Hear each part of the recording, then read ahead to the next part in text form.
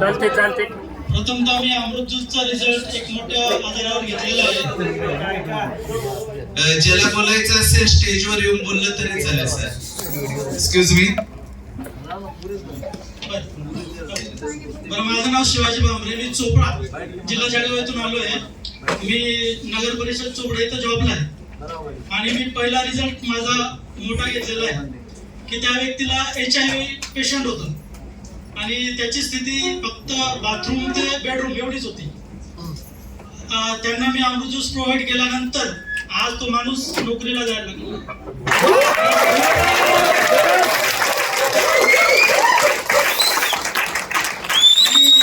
तब्येत एकदम व्यवस्थित आहे, आता काहीच प्रॉब्लेम नाही आहे आणि कंटिन्यू अमृत ज्यूस यूज करतोय.